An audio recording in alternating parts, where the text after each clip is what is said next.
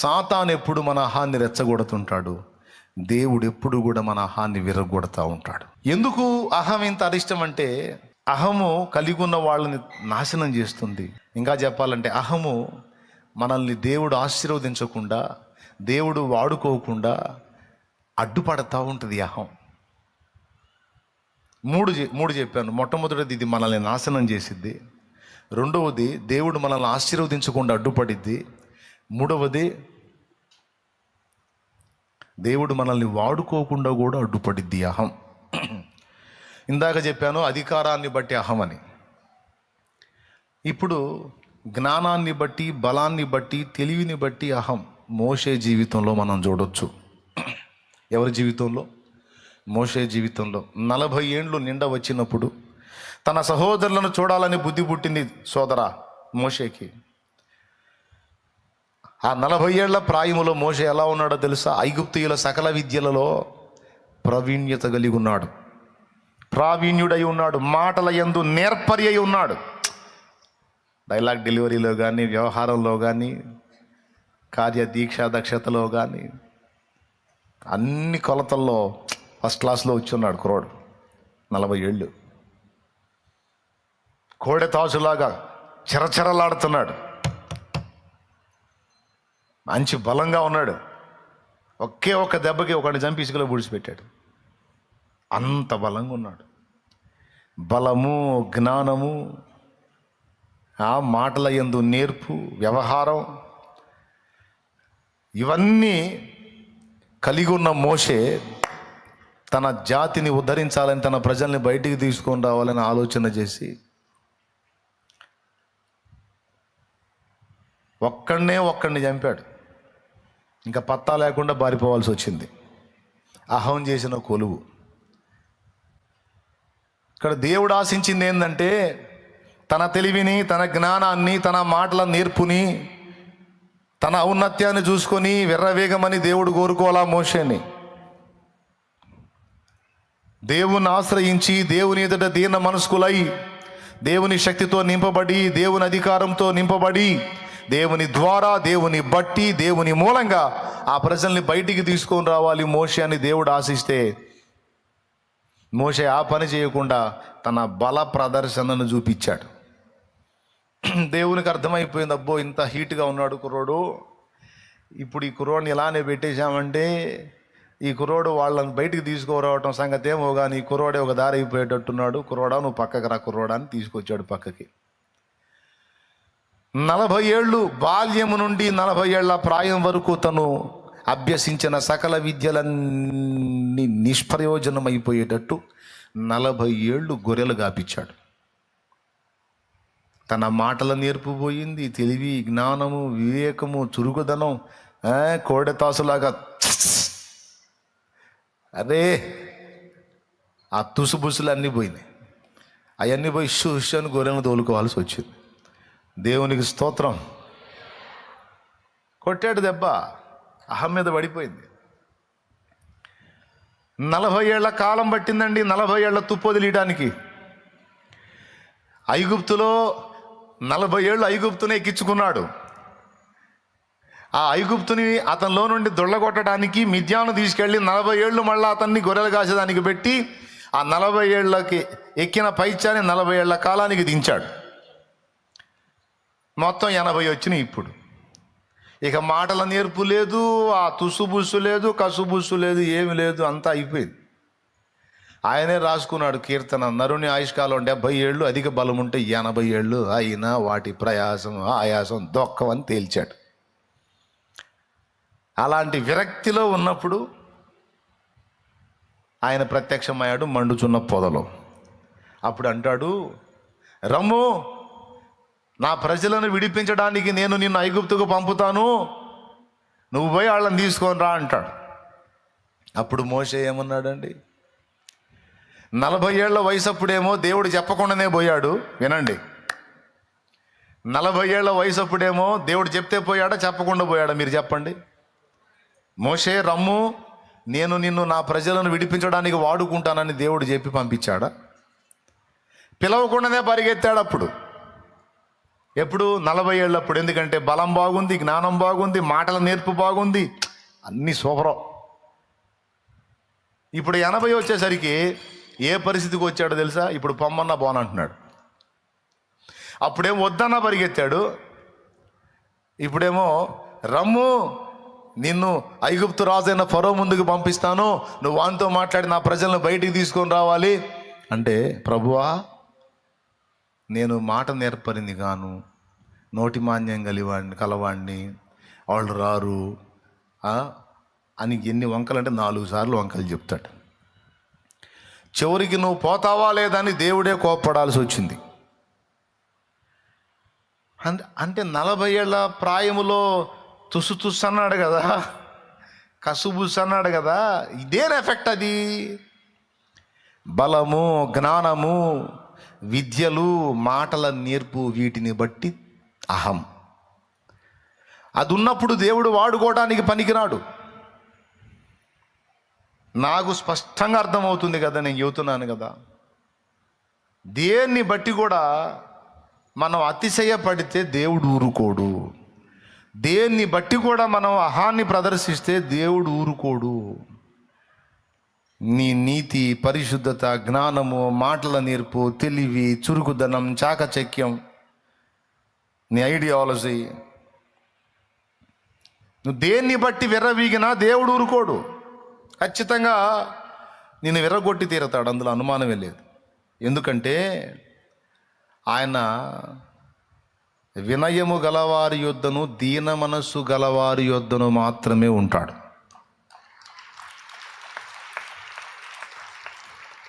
ఇక వినయము, దీన మనసు అంటే ఇంకా ఎక్కడా కూడా అహం లేదు, అన్నీ విరిగిపోయినట్టు. అదే కదా మనం 2 సార్లు పాటల్లో పాడుకుంటాం. విరిగిన దానిని కోరదు లోకం, విరుగని చోని దృష్టిలో శూన్యం.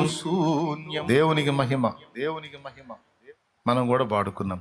విరిగిన దానిని లోకంలో ఎవరు కోరుకుంటారు, విరిగిన మనసును వాడుకుని నీతో ఎవరు సరిరారు. విరిగిన దానిని లోకంలో ఎవరు కోరుకుంటారు, విరిగిన మనసును వాడుకుని నీతో ఎవరు సరిరారు. దీనులను జ్ఞానులుగా శ్రీమంతులుగా మార్చగలిగిన మంచి దేవుడవు నీవే యేసయ్యా. మార్చగలిగిన మంచి దేవుడవు నీవే యేసయ్యా. నీవు లేకపోతే నా బ్రతుకే లేదయ్యా, నువ్వు చేరదీయబోతే నా మనసే చేదయ్యా. లేకపోతే నా బ్రతుకే లేదయ్యా, నువ్వు చేరదీయబోతే నా మనసే చేదయ్యా. దేవునికి మహిమ.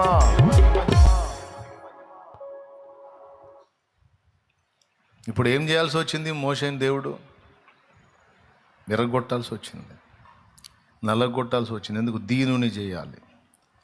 నువ్వు దేన్ని బట్టి విర్రవీగినా దేవుడికి నచ్చదు. నాది ఏమి లేదయ్యా, నీ కృప, నీ దయ, నీ కృప లేకపోతే నా బతుకే లేదయ్యా, నీ దయ లేకపోతే నా జీవితమే లేదు, నాలో ఏదున్నా అది ఎందుకు పనికిరాదు ప్రభువా, కేవలం నీ కృపే నాయనా, నీ కృపే అన్నాడు. దేవుని ముందే కాదు, ఇతరులతో వ్యవహరించేటప్పుడు కూడా మనకు ఆ మైండే ఉండాలి. నువ్వు ఎప్పుడు నీకంటే ఇతరులు యోగ్యులు అనుకుంటావో అప్పుడు నీవు దీన మనసు గలదానివి, దీన మనసు గలవాడివి. ఏడిశారు వాళ్ళ బొంద, వాళ్ళకి ఏం తెలుసు, వాళ్ళట్ట వీళ్ళిట్ట, అసలు మనం గొప్ప అన్నంత వరకు అది అహమే. ఏదో ఆయన కృప కానీ నాకంటే వాళ్ళు గొప్ప, వీళ్ళు ఎదుటి వాళ్ళే నాకంటే యోగ్యులు గొప్ప. దీనుడు అదే అనుకుంటాడు, దీనురాలు అదే అనుకుంటుంది. అలాంటి వినయము, దీన మనసు గలవారి దగ్గరే నేను ఉంటానని ఆయన చెప్తున్నాడు. మరి ఇప్పుడు దేవుడు నివాసం ఉండాలి. స్తోత్రం. దేవుడు నివాసం ఉండాలంటే ఏమై ఉండాలి? అహంకారులై ఉండకూడదు, దీనులై ఉండాలి. అహం ఉంటే ఊరుకోడు దేవుడు, ఉండలేడు, అహంకారుల దగ్గర ఉండలేడు. మరి ఇప్పుడు ఏం చేయాలి? దేవుడు మన దగ్గర ఉండాలంటే ఏం ఉండకూడదు? అహం ఉండకూడదు. అందుకే రోజు ఎరగదీస్తూ ఉంటాడు అన్నమాట. నా భాషలో చెప్పాలంటే ఎప్పుడు మళ్ళీ అహం మేలుకుంటుంది అప్పుడు దేవుడు చేసే పనిని ఎరగదీస్తూ ఉంటాడు. ఎరగదీయకపోతే ఉండాది కాదు, ఉండలేడు. అందుకే విరగొట్టడం, దీనులు చేయటం ఉంటాం మన దగ్గర. మోషేని వాడుకోవటానికి అహం అడ్డుపడింది. అందుకే 40 ఏళ్ళు దాన్ని విరగొట్టి ఖాళీ పాత్రను చేసి చివరికి మోషేని దీనుణ్ణి చేసి నా వల్ల కాదు నాయనా అన్న స్థితికి తీసుకొచ్చి, ఎప్పుడైతే నా వల్ల కాదు అని తన అయోగ్యతను ప్రకటించాడో అప్పుడు అన్నాడు, ఇదిగో నేను నీకు తోడై ఉన్నాను, నేను నీకు తోడుగా ఉంటాను. ఇప్పుడు అర్థమైపోయిందిగా నువ్వేం చేయలేవని, నీ దగ్గర ఏం లేదని. ఆనాడేమో నేను వద్దన్నా పరిగెత్తావు, ఇప్పుడు పొమ్మన్నా పోవట్లేదు. అంటే నీ అయోగ్యత, నీ అనర్హత, నీ బలహీనత, నీ చేతగానితనం, నీ అసమర్థత నీకు అర్థమైంది. నేను ఎవరినైనా వాడుకోవాలనుకుంటే వానికి ముందు ఇది అర్థమై ఉండాలి. నేను ఎవరినైనా వాడుకోవాలంటే, నేను ఎవరిని వాడుకోవాలనుకున్నానో సదరు వ్యక్తికి ఈ విషయాలు అర్థమై ఉండాలి. అప్పుడే నేను వాడుకుంటా. నేను కూడా కొంచెం పర్వాలేదు, నాకు కూడా కొంచెం జ్ఞానం ఉంది, నేను కూడా కొంచెం పరిశుద్ధుడినే, నేను కూడా కొంచెం నీతి గల్లోనే, నేను కూడా కొంచెం పర్వాలేదు అని కాదు. తానెంత బలహీనుడో, అయోగ్యుడో, అపాత్రుడో, అనర్హుడో, బలహీనుడో ఎవడు గుర్తిస్తాడో వానిని వాడుకుంటాను నేను. స్త్రీ అయినా పురుషుడైనా వీటిని గుర్తించిన వాళ్ళని దేవుడు వాడుకుంటాడు. వీటిని గుర్తించకపోతే దేవుడు వాడుకోలేడు. ఎందుకంటే వీళ్ళ అహంతో విర్రవీగుతారు, దెబ్బతింటారు. ఒకవేళ దేవుడు నన్ను వాడుకోవాలి, దేవా నన్ను వాడుకోనైనా వాడుకో అని ప్రార్థన చేస్తుంటారు కదా కొంతమంది. చిత్రం ఏందో, మీలో కొంతమంది ఈ విధమైన ప్రార్థన ఎప్పుడైతే మొదలు పెట్టారో అప్పుడు మీకు అగచాట్లు స్టార్ట్ అయినాయి. దేవా నన్ను నీ కొరకు వాడుకో అని నువ్వు ప్రార్థన చేయకముందు నీకే గొడవ లేదు. నేను చెప్పిన దాన్ని కొంచెం ఆలోచించి చూడండి, నిజమో కాదో మీకే అర్థమైద్ది. దేవా నన్ను నీ కొరకు వాడుకోయ్యా, నన్ను నీ కొరకు వాడుకో ప్రభువా, 10 మంది రక్షణ కొరకు నన్ను వాడుకోయ్యా, అనేకులకు దీపంగా నన్ను వెలిగించయ్యా, అనేకులకు ఆశీర్వాద కారణంగా నన్ను చేయయ్యా అని ఎప్పుడైతే నువ్వు ప్రార్థన చేయటం మొదలు పెట్టావో అప్పుడు నీకు స్టార్ట్ అయింది అగచాట్ల పర్వం. ఇబ్బందుల కొలిమి స్టార్ట్ అయింది, శ్రమల కొలిమి స్టార్ట్ అయింది, నిందల పర్వం స్టార్ట్ అయింది, వ్యతిరేకతలు స్టార్ట్ అయినాయి, శోధనలు స్టార్ట్ అయినాయి, అన్నీ వచ్చినాయి. అన్నీ కాబట్టి కొన్నైనా వచ్చి ఉంటాయి. నీకు ఆశ్చర్యం, వాడుకోమంటే ఈ బాధలేందని. అంటే దేవుడు నిన్ను వాడుకోవడానికి ముందు అర్హమైన పాత్రగా తీర్చిదిద్దుకుంటాడు. అర్హమైన పాత్రగా నిన్ను తీర్చిదిద్దే ప్రక్రియలో ముందు దేవుడు చేసే పని ఏంటంటే, నిన్ను ఆయన పనికి వాడబడకుండా అడ్డగించే అహాన్ని నాశనం చేయటమే ముందు దేవుడు చేసే పని. నీలో ఆ నేను అనే స్వయాన్ని, అహాన్ని విర్రగొట్టడానికి దేవుడు రకరకాల పరిస్థితులను నీ జీవితంలోకి అనుమతించి ఆయన అనుకున్న దాన్ని నీలో సాధిస్తాడు. ఆ సాధించే ప్రక్రియలో రకరకాల పరిస్థితుల్ని, నీకు ఊహించని పరిస్థితుల్ని నీ జీవితంలోకి అనుమతించి సరిచేస్తాడు. ఆ పరిస్థితులు నీ జీవితంలోకి అనుమతిస్తున్నప్పుడు ఆ సెగ తట్టుకోలేక, ఆ కొలిమి తట్టుకోలేక నువ్వు అడుగుతావు, దేవా ఎందుకు నాకు ఈ పరిస్థితి, ఎందుకు నాకు ఈ బాధలు, ఎందుకు నాకు ఈ శ్రమలు, ఎందుకు నాకు ఈ శోధనలు నువ్వు అంటే, దేవుడు అంటాడు, నువ్వేగా ప్రార్థన చేసావు రోజు, నన్ను వాడుకో, నన్ను వాడుకో, నన్ను వాడుకొని వాడుకుందామని. వాడుకోమంటే వాడుకో నాయనా, నన్ను ఆడుకుంటున్నావేంది దేవా? నువ్వు వాడుకోవాలని ప్రార్థన చేశావు కానీ నువ్వు నాతో ఆడుకుంటున్నావేంది తండ్రి? అసలు ఏంది తండ్రి నా పరిస్థితి, ఏంది తండ్రి? ఆడుకోవట్లేదు తల్లి, ఆడుకోవట్లేదు నాన్న. వాడుకోవటానికి అర్హమైన పాత్రగా నీలో నేనుండి పని చేయడానికి అడ్డగించే అహాన్ని విర్రగొడుతున్నాను. ఎందుకంటే నువ్వు నా కార్యాన్ని నెరవేర్చాలంటే నా కృప నీకు కావాలి.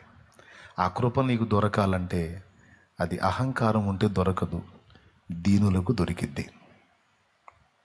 ఎవరికి దొరికిద్ది? ఎందుకంటే నేను అహంకారులను ఎదిరిస్తాను, దీనులకు కృప చూపుతాను.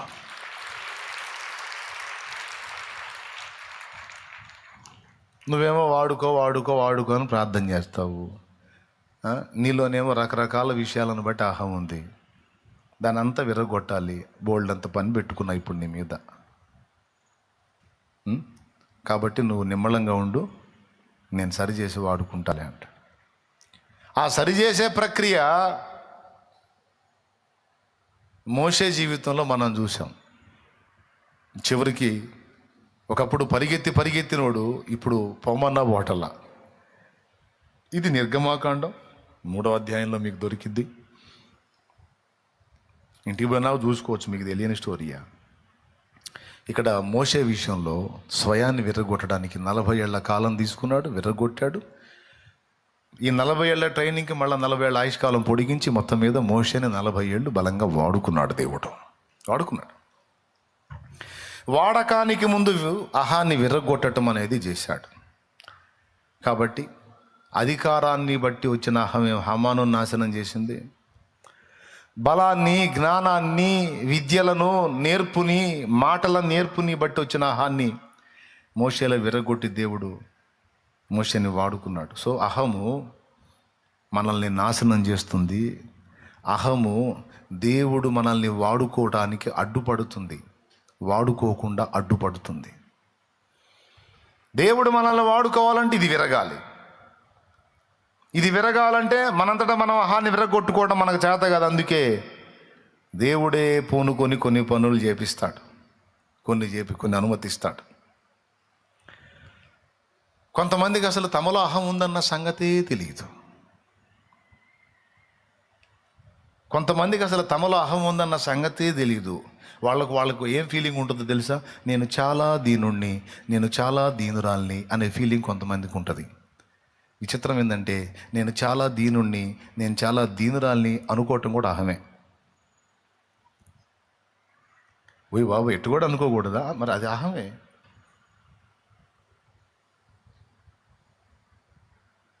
ఈ డైలాగ్ మళ్ళీ మనలో ఉంచుకోవడంగా జనంతో కూడా మాట్లాడదు. ఏమండి, నేను వాళ్ళలాగా వీళ్ళలాగా మిడిసిపడినండి, నాకు చాలా దీన మనసు అండి, చాలా తగ్గింపు అంటే అర్థమైంది. ఈ మాట చెప్తూనే ఏం ప్రదర్శిస్తున్నాడు? దీన మనస్సును గూర్చిన అహం. స్తోత్రం. అంత సున్నితంగా ఉంటుంది మరి పరిస్థితి. కాబట్టి ఇప్పుడు ఎవరైనా ఒప్పుకుంటారా? నాలో అసలు ఏ అహం లేదన్నా, నేను చాలా దీనురాల్ని, దీనుడిని అన్నోళ్ళు చేతులు ఎత్తండి.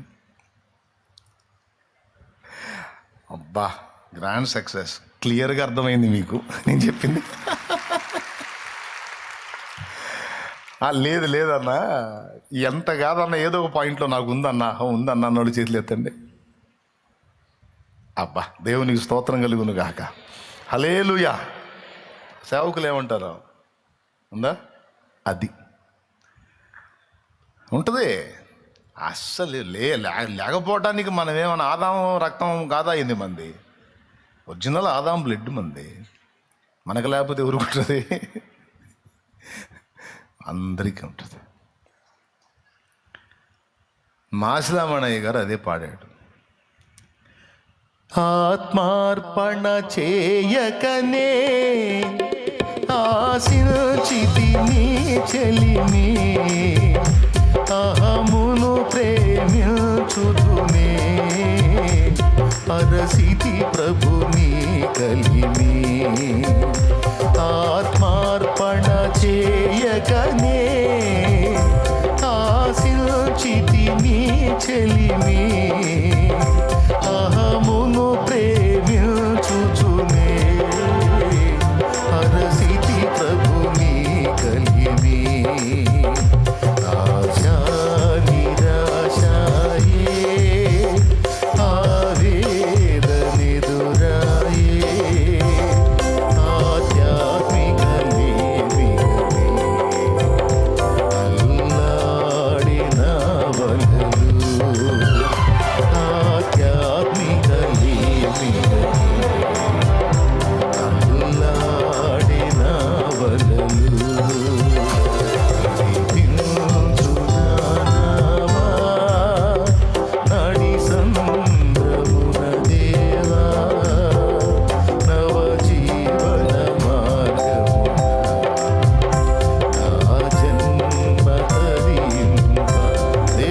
మహిమ. బిడ్డలారా, అర్థమైందా? మనల్ని నాశనం చేసేది ఏది? కాబట్టి అధికారాన్ని బట్టైనా, ధనాన్ని బట్టైనా, జ్ఞానాన్ని బట్టైనా, అందాన్ని బట్టైనా, బలాన్ని బట్టైనా, కులాన్ని బట్టైనా, కొంతమందికి కులం విషయంలో ఏం గర్వమో గర్వం. అది మళ్ళా అబద్ధం. అది మళ్ళా అబద్ధం. కులం నిజం కాదు, మానవ కపోల కల్పితం. అది దాన్ని పట్టుకొని ఒకడు ఏం విర్రవీగుతున్నాడో నాయన. మళ్ళీ ఇంతసేటు విర్రవీగేవాడు బొందలగడ్డలో పోతే ఏ పుర్రి ఏ కులందో ఎవడు చెప్పలేడు. పుర్రెల మీద ఏమన్నా రాసి ఉంటుందా? మేము ఫలానా ఆసు పీస్ అని ఏముంటుందిగా. కులాన్ని బట్టి గర్వం. కొంతమంది తగులుతారు నాకు, వాళ్ళు టచ్ అయ్యారంటే ఖచ్చితంగా ఏదో ఒక టైంలో ఆ క్యాస్ట్ పేరు తెస్తారు నా దగ్గర. తేనంత వరకు ఒక రెస్పెక్ట్ తెచ్చినాక నేను జంపాడు నుంచి. ఇక గజ్జోళ్ళని చూసినట్టు ఫీల్ అవుతాను నేను. గజ్జి పెట్టినోడిని చూస్తే కొంచెం చెదర బుట్టిద్ది, మనకు అట్ట బుట్టిద్ది. కానీ వాళ్ళకి అది ఎక్స్పోజ్ చేయకపోతే మనశ్శాంతి ఉండదు. అది కులాన్ని గూర్చిన గర్వం. క్రీస్తు యేసునందున్న వాళ్ళకి దాన్ని గూర్చి కూడా ఉండకూడదు. ఎందుకంటే అది ఒక పచ్చి అబద్ధం. అది అబద్ధానికి జనకుడైన సైతాను కల్పితం. కాబట్టి దాన్ని మనం లక్ష్య పెట్టకూడదు, దానికి మనం ప్రయారిటీ ఇవ్వకూడదు. అర్థమైందా? ధనాన్ని బట్టి కానీ, జ్ఞానాన్ని బట్టి కానీ, బలాన్ని బట్టి కానీ, కులాన్ని బట్టి కానీ, దేనిని బట్టి కూడా మనకు అహము తగదు, అతిశయము తగదు. మన అతిశయం ఒక్కటే. అతిశయించువాడు ప్రభువునందే అతిశయించవలెను, అంతే. క్రీస్తు యేసే మన అతిశయం. నా అది మీకు తెలియని పాటే ఉంది కాదు కదా, తెలుసు కదా. కాబట్టి మన అతిశయం ప్రభువే. ఇక ఆయనకు మించి ఇక దేన్ని బట్టి కూడా మన అతిశయం ఉండదు. ఒకవేళ కలిగి ఉన్నావా, దాన్ని ఖచ్చితంగా విర్రగొట్టే పని దేవుడు చేస్తాడు. కులాన్ని బట్టి నువ్వు విర్రవీగావంటే కులపోళ్ళి నిన్ను థూ అనేటట్టు చేస్తాడు. ఆ కులాన్ని బట్టి మిడిసిపడవా. బలాన్ని బట్టి విర్రవీగావు అనుకో, నీ బలం ఏ పాటితో నీకు అర్థమయ్యేటట్టు మాయదారు రోగం వచ్చింది. ఆ మాయదారు రోగం నీకు వచ్చినప్పుడు ఇక నువ్వు ఎగిరిపడేది ఏమి ఉండదు. కూర్చున్నా లేచిన హల్లెలూయా హల్లెలూయా హల్లెలూయా హల్లెలూయా అనుకుంటా, స్తోత్రం స్తోత్రం స్తోత్రం అనుకుంటా, అంతే. ధనాన్ని బట్టి విర్రవీగావనుకో, ఏదో గాలి దోలినట్టు దోలి అడ్రస్ లేకుండా పోయిద్ది ఎంతసేపు. దేనిని బట్టి కూడా. ఏబులో ఇది ఉందండి. ఏబు తన నీతి చాలా పెరిగిపోయింది. ఎంత డేరుగా అన్నాడంటే, దేవుని దగ్గరికి నేను పోవాల్సి వస్తే రాజు వలె పోతా ఆయన దగ్గరికి అన్నాడు. సభలోకి రాజు పోయేటప్పుడు తల దించుకొని పోతాడా, తల ఎత్తుకొని పోతాడా? తల ఎత్తుకొని చుట్టూ చూసుకుంటా అలా స్ట్రైట్గా చూసుకుంటూ వెళ్తాడు. నేను దేవుని ముందుకెళ్తే ఇలా పోతా, ఎందుకంటే నాలో ఏ తప్పు లేదు, ఏ పాపము లేదు, ఏ లోపం లేదు. నేను అన్ని విషయాల్లో పర్ఫెక్ట్గా ఉన్నా. ఆయన ఏ నీతి నియమాలు చెప్పాడో అవన్నీ నేను పక్కా ఫాలో అవుతున్నా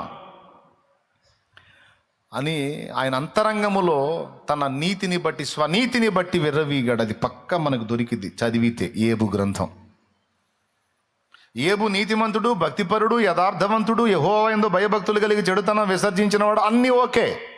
కానీ వీటన్నిటిని బట్టి ఒక అహం అనేది అతనిలో పేరుకుపోయింది అనేది మాత్రం లేఖను నిగూఢంగా చూపిస్తున్న సత్యం. అంటే భక్తిని బట్టి కూడా గర్వం వచ్చిద్దా? వచ్చిద్ది అని గ్రంథం చెప్తుంది. దాని పేరు భక్తి గర్వం. ఏం గర్వం? భక్తి గర్వం. వైట్ అండ్ వైటే వేసుకొని తిరిగే వాళ్ళు కలర్ వేసుకునే వాళ్ళని పురుగుల్లా చూస్తారు. దట్ ఈజ్ భక్తి గర్వం. వైట్ అండ్ వైట్ వేసుకొని తిరిగే వాళ్ళు కలర్ వేసుకున్న వాళ్ళని చూసి, కలర్ బట్టలు వేసుకున్న పురుగులు చూసినట్టు చూస్తారు. లోకాశాలు చావాలా, వీళ్ళకి శరీరేచ్ఛలు చావాలా, కలర్ బట్టలు వేసుకొని తిరుగుతున్నారు అంట. సరే, కలర్ వేసుకున్న వాళ్ళు దీనిలో ఉన్నారు. వైట్ అండ్ వైట్ వేసుకొని నువ్వు నేనేదో పరిశుద్ధ వస్త్రం ధరించానని నువ్వు గర్విస్తున్నావు. దేవుడు నీకెళ్ళి చూసినప్పుడు బాగా కలుం బురదలో పొల్లిన పందిని చూసినట్టు మొహం, మనం పంది బాగా బురదలో పొల్లిన పందిని చూసి మొహం ఎట్ట పెట్టుకుంటాం? ఆప్యాయంగా పెడతామా పందిని చూసి? ఆహా అని పెడతామా? లేదా ఎట్లా ఫేస్ ఎట్ట పెడతామండి పందిని చూస్తే? ఎట్ట బెటరా? ఏం ఫీలింగ్ ఉండదా? అట్ట పెడతారా? ఫేస్ ఎట్ట పెడతారు చెప్పొచ్చుగా, అసహించుకుంటారా? అలాగే భక్తి గర్వంతో విర్రవీగే వాళ్ళ మొఖాలు చూసినప్పుడు దేవునికి ఆ పందిని చూసిన ఫీలింగే వచ్చింది. ఎందుకంటే ఇక్కడ గర్వాన్ని ఒప్పుకోడు, అహాన్ని ఒప్పుకోడు. కలర్ బట్టలు వేసుకున్న వాళ్ళు, వైట్ అండ్ వైట్ వేసుకున్న వాళ్ళు చూసి వాళ్ళు ఏమనుకుంటారో తెలుసు? అబ్బా వీళ్ళు పరిశుద్ధులు, నేను ఇలాంటి వేసుకున్నా వాళ్ళు చూడు ఎంత బాగున్నారు, వైట్ అండ్ వైట్ వేసుకుని దేవదూతల్లాగున్నారని. వాళ్ళేమో వీళ్ళని చూసి వీళ్ళు మాకంటే యోగ్యులు, నీతిమంతులు, పరిశుద్ధులు, భక్తిపరులని వాళ్ళు తమను తాము తగ్గించుకొని దీనులుగా ఉంటే వాళ్ళ వైపేమో దేవుడు ఆకర్షణగా చూస్తాడు. ఈ వైట్ అండ్ వైట్ వేసుకొని విర్రవీగుతున్న వీళ్ళ వైపేమో విరక్తిగా చూస్తాడు, అసహ్యంగా చూస్తాడు. ఎందుకంటే వీళ్ళ దగ్గర గర్వం కనపడింది, వాళ్ళ దగ్గర దీనత్వం కనపడింది. మీకేమైనా అర్థమైంది నేను చెప్పింది? అలాగని వైట్ అండ్ వైట్ వేసుకున్న వాళ్ళందరూ ఇలా ఉన్నారని నేను అనట్లా. మళ్ళీ ఎమ్మటే కేసు రాతారు, ఎందుకని గొడవ? దేవునికి స్తోత్రం, హల్లెలూయా, హల్లెలూయా. వైట్ అండ్ వైట్ వేసుకున్న వాళ్ళు కూడా దీనిలో ఉంటారులే. నేను చెబుతా, విర్రవీగొద్దు. నీ నీతిని బట్టి, పరిశుద్ధతను బట్టి, పవిత్రతను బట్టి, క్యారెక్టర్ని బట్టి, మంచితనాన్ని బట్టి, సాత్వికతను బట్టి, భక్తిని బట్టి, ఆత్మీయతను బట్టి విర్రవీగొద్దు. విర్రవీగితే దేవునికి అసహ్యం. నువ్వు ఎంత మంచిగా ఉన్నా సరే, నీ కృప అయ్యా, నీ కృప, నీ కృప, నీ కృప తప్ప ఏమీ లేదు ప్రభువా. నువ్వు నిలబెట్టావు కాబట్టి నిలబడ్డా, కానీ నువ్వు చేయొదిలితే ఎన్నిసార్లు పడతానో ప్రభువా. పడ్డవాళ్ళని చూసి నేను ఎందుకు తిట్టుకోవాలి నాయనా? చెడ్డవాళ్ళని చూసి నేను ఎందుకు తిట్టుకోవాలి నాయనా? ఏదో నన్ను చేతబట్టావు కాబట్టి నా బతికెట్టా సాగుతుంది, కానీ లేకపోతే నేను ఇంకా ఎంత చేదరవుతానో ప్రభువా. ఇదంతా నీ కృప నాయన, నీ దయ నాయన అనుకోవాలి. అవునా? దేనిని బట్టి కూడా విర్రవీయకూడదు. ఏబు దగ్గర అది కనపడింది. కనపడ్డందుకు అంత పని చేయాల్సి వచ్చింది దేవుడు.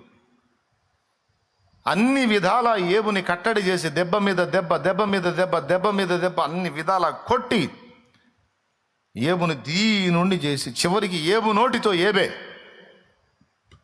ఫస్ట్ ఏమన్నాడు? నేను ఆయన సముఖంలోనికి రాజు వలె పోయేదును అన్నాడు. బా, మహారాజు, ఏ తప్పు లేని మహారాజు.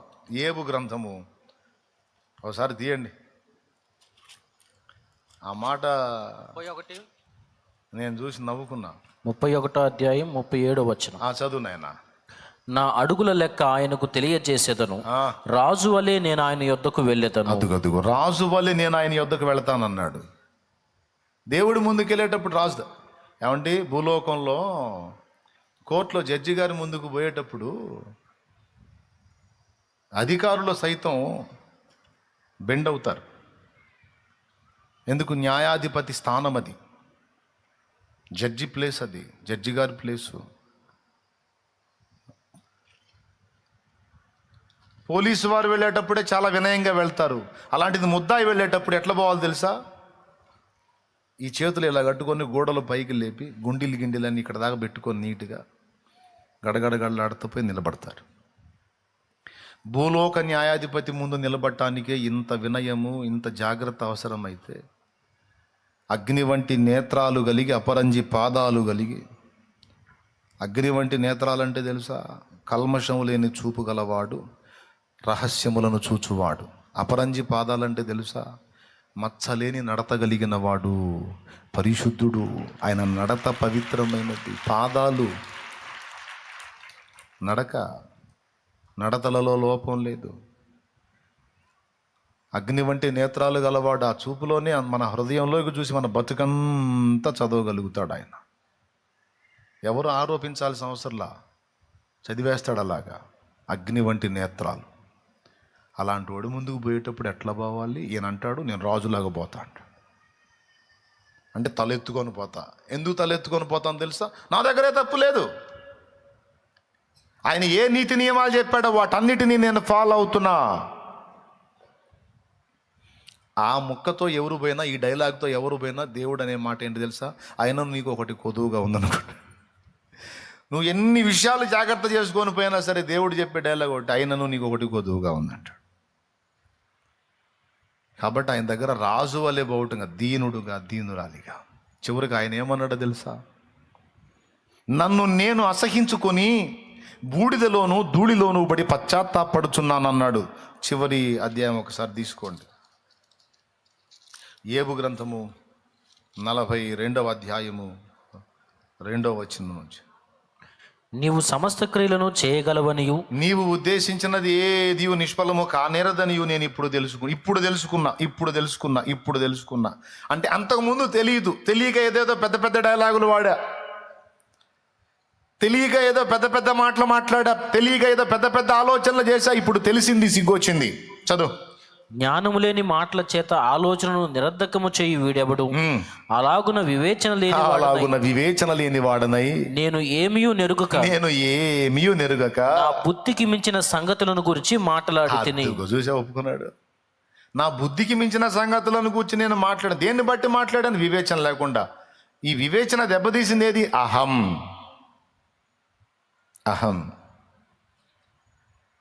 తర్వాత ఏమంటున్నాడు చూడు. నేను మాట్లాడగోరుచున్నాను, దయచేసి నా మాట ఆలకింపు. ఒక సంగతి నిన్ను అడిగేదను, దాన్ని నాకు తెలియజెప్పుము. వినికిడి చేత నిన్ను కూర్చిన వార్త నేను వింటిని, ఇప్పుడు నేను నిన్ను కన్నులారా చూచుచున్నాను. కావున నన్ను నేను అసహించుకొని ధూళిలోను బొడిదలోను పడి పశ్చాత్తాపడుచున్నాను. చూసావా, ఒప్పుకున్నాడు. అప్పుడు దేవుడు అన్నాడు, నా సేవకుడైన యోబు పలికినట్లు మీరు నన్ను గూర్చి యుక్తమైనది పలుకలేదు గనుక. యుక్తమైన మాట, ఇన్ని మాటల్లో 42 అధ్యాయాల్లో యుక్తమైన మాటను పట్టుకున్నాడు దేవుడు. ఇదమ్మా డైలాగ్, ఇదమ్మా ఉండాల్సింది. ఏంటమ్మా ఉండాల్సింది? నేను అంత మంచివాడిని, నేను ఎంత మంచివాడిని, విధవరాలికి న్యాయం చేశాను, దిక్కులేని వారికి ఆశ్రయంగా ఉన్నాను, దుర్మార్గుల దవడ మీద కొట్టి దీనులకు వాళ్ళకి ఇప్పించాను, వస్త్రహీనులకు వస్త్రం ఇచ్చాను, పొరుగువాని భార్యను ఆశించలేదు, నేను అంత మంచివాడిని, ఇంత మంచివాడిని అని. నిజంగా అన్నీ మంచియే, దేవుడు మెచ్చేవే, అవన్నీ గొప్పవే. కానీ వాటిని బట్టి ఆయన ఓన్గా అహం ఫీల్ అవ్వద్దు. ఇవన్నీ నువ్వు కలిగి ఉన్నావు, చేయగలిగావు అంటే అది దేవుని కృప. అవన్నీ ఏంటండి? దేవుని కృప. ఆ కృప లేకపోతే, ఆ దయ దేవుడు చూపకపోతే, ఆ బలాన్ని దేవుడు నీకు ఇవ్వకపోతే నీ వల్ల కాదు. ఇప్పుడు నాకు అర్థం కాదు, అది చిన్న విషయమే కదా, దాని విషయంలో యోబును అంతసేటు తోమాలా దేవుడు? ఇప్పుడు అది వ్యభిచారం కాదే, దొంగతనం కాదే, నరహత్య కాదే, ఇంకొకటి కాదే, ఏదో నేను పర్వాలేదులే అనుకున్నాడు. ఏమయ్యా అది పెద్ద నేరమా? మీరు చెప్పండి. ఏమయ్యా, ఏదో నేను కొంచెం పర్వాలేదు శబాష్ అనుకున్నాడు, అది నేరమా? అంటే ముందు చెప్పిన అన్ని పాపాలకు అడిగి పెద్ద నేరం అది. అందుకే అంత సీరియస్గా తీసుకున్నాడు దేవుడు. ఎందుకంటే తన స్వనీతి మీద ఆధారపడేవాడు దేవుని నీతి ఉన్న క్రీస్తు నెరగడు. క్రీస్తు నెరగనివాడు, కృపను ఆశ్రయించనివాడు రక్షణ పొందలేడు. రక్షణ పొందాలంటే కృపను ఆశ్రయించాలి. కృపా సత్యములు ఎవరిలో దొరికినాయి? క్రీస్తులో దొరికినాయి. కృపను పక్కన పెట్టి తన యోగ్యతను చాటుకున్నవాడు క్రీస్తులో నుండి తొలగిపోయి ఉన్నాడు. అప్పుడు ఎందులోంచి తొలగిపోయాడు? రక్షణలోంచి తొలగిపోయాడు. ఎంత డేంజరో చూడండి.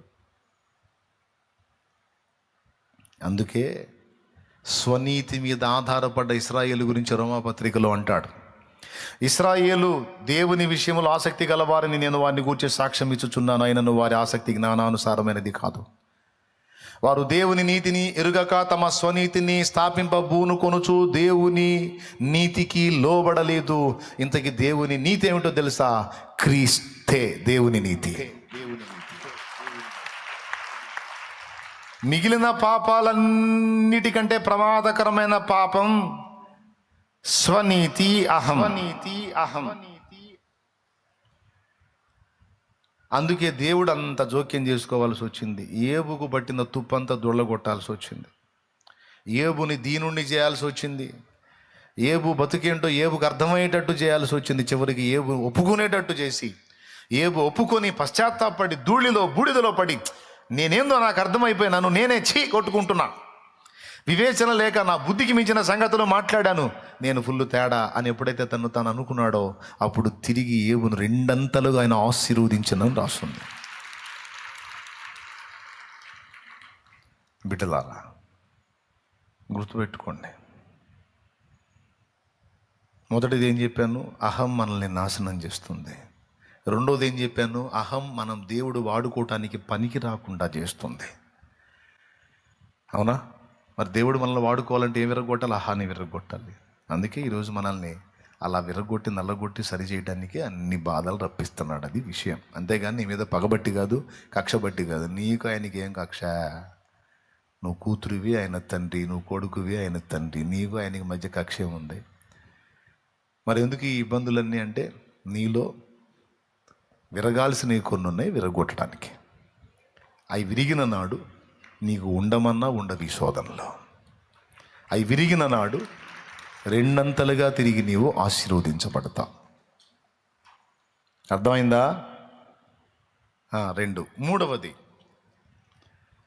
రెండవది ఏం చెప్పాను? అహం ఉంటే దేవుడు వాడుకోలేడు. మూడవది, అహం దేవుడు మనల్ని ఆశీర్వదించకుండా అడ్డుపడుతుంది. మోషే జీవితంలో చూపించాను దేవుడు వాడుకోలేడని. ఇప్పుడు ఏబు జీవితంలో చూపించాను రెండంతల దీవెన మనకి రాకుండా అడ్డగించేది అహం. అంతేకాదు యాకోబు జీవితంలో కూడా అదే జరిగితే. యాకోబు నీవు నన్ను దీవించితేనే కానీ నిన్ను పోనీయను అని యబ్బోకు రేవు దగ్గర దూతతో పెనుగులాడినప్పుడు, దూతగా యేసయ్యలే, అక్కడ ఏం చేస్తాడో తెలుసా? తొడగూటి మీద కొట్టి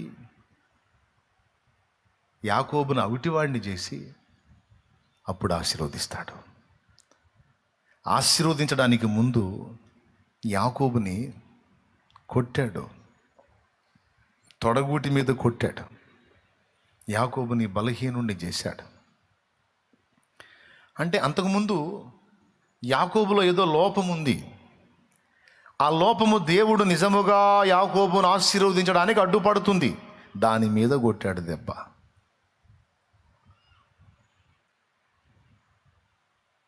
అలా యాకోబును నీవు విరచితివి, ఆనాడు ఆశీర్వదించితివి, ఇశ్రాయేలుగా మార్చితివి. అలా యాకోబును నీవు విరచితివి, ఆనాడు ఆశీర్వదించితివి, ఇశ్రాయేలుగా మార్చితివి. నీ చేతిలో రొట్టెలో నేనయ్యా, మీరు యేసయ్యా.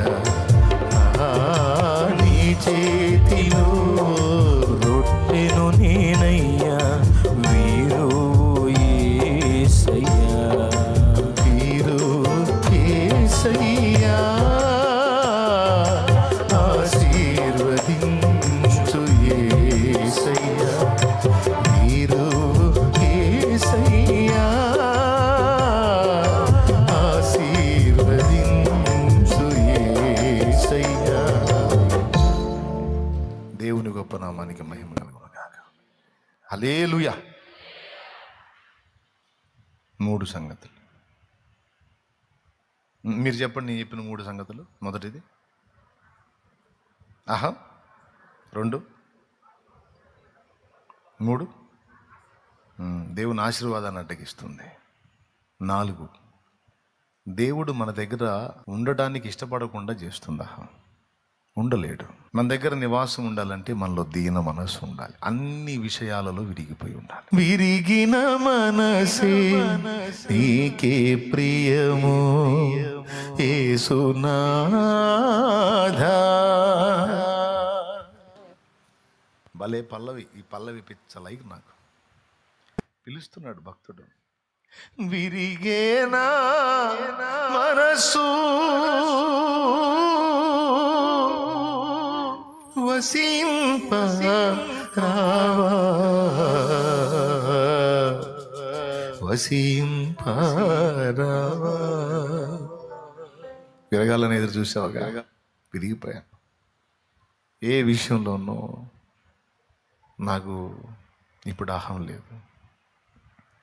అన్ని విషయాలలో నా అనర్హత, నా యోగ్యత, అపాత్రత నాకు అర్థమైపోయింది. ఏదైనా ఉంటే నీ కృప తప్ప వేరేది ఏమీ లేదు నా ప్రభువా. నేను విరిగినందుననే నీవు సంతోషిస్తావు, విరక్కపోతే నువ్వు నా దగ్గర ఉండలేవు. ఉందా, నా దగ్గర నివాసం ఉండు అని పిలుచుకుంటున్నాడు దేవుణ్ణి. బిడ్డలారా, దేవుడు నివాసం ఉండలేడు అహం ఉన్న దగ్గర. దేవుడు మన యొద్ద నివసించున్నట్లు దేవుడు మనల్ని ప్రక్షాళన చేయాల్సి ఉంది, మనల్ని విరగొట్టాల్సి ఉంది.